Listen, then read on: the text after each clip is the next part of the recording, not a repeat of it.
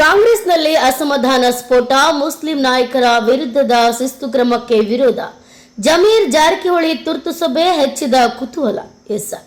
ರಾಜ್ಯ ಕಾಂಗ್ರೆಸ್ನಲ್ಲಿ ಆಂತರಿಕ ಬಿಕ್ಕಟ್ಟು ಸ್ಫೋಟಗೊಂಡಿದೆ.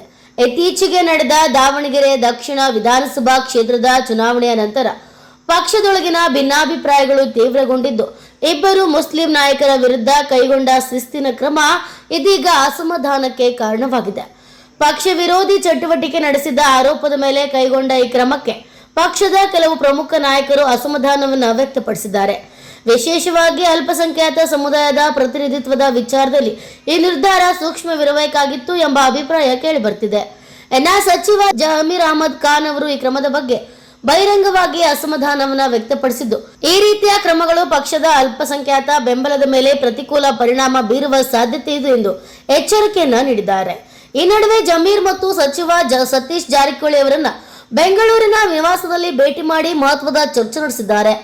ಈ ಭೇಟಿ ರಾಜಕೀಯ ವಲಯದಲ್ಲಿ ಇದೀಗ ಕುತೂಹಲಕ್ಕೆ ಕಾರಣವಾಗಿದ್ದು, ಪಕ್ಷದ ಒಳಜಗಳಗಳನ್ನು ನಿಯಂತ್ರಿಸಲು ನಡೆದ ಪ್ರಯತ್ನವೆಂದು ಪರಿಗಣಿಸಲಾಗುತ್ತಿದೆ.